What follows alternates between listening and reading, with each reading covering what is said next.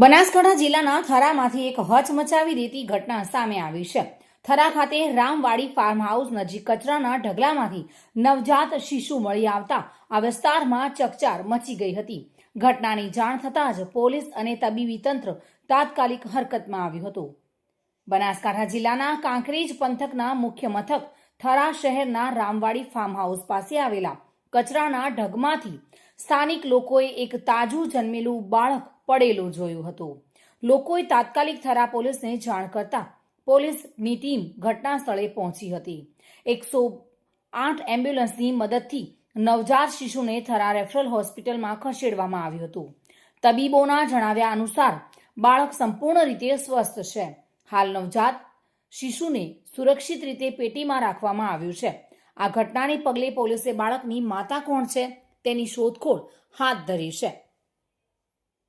નવજાત શિશુ સુરક્ષિત મળતા એક તરફ રાહતની લાગણી છે, પરંતુ બીજી તરફ બાળકને કચરાના ઢગમાં ફેંકી દેવાની ઘટનાએ માનવતા સામે ગંભીર પ્રશ્નો ઊભા કર્યા છે।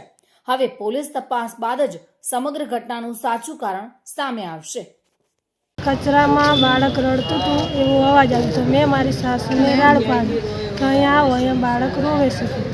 તો અમે પછી બાજુવાળાને જાણ કરીને બોલાવ્યો ને પછી પોલીસને બોલાવ્યો। આજે થરા સરકારી હોસ્પિટલ ખાતે અનોરસ બાળક તાજું જન્મેલું એક ગામના સેવાભાવી બેન અને પોલીસ કોન્સ્ટેબલ અશોકદાન ગઢવી બંને એક ગરમ કપડામાં વીંટી અને હોસ્પિટલ લઈ આવ્યા હતા। એમનું કહેવું એવું હતું કે રામવાડીની બાજુમાં કચરાપેટી છે, ત્યાંથી એમને આ બાળક મળી આવ્યું હતું અને બાળક હોસ્પિટલ લગભગ 9:40 પહોંચ્યું હતું।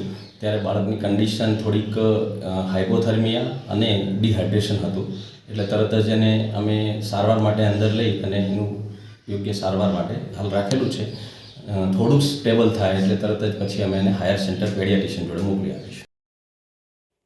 માનસિંહ ચૌહાણ સાથે bureau report, today Gujarati news.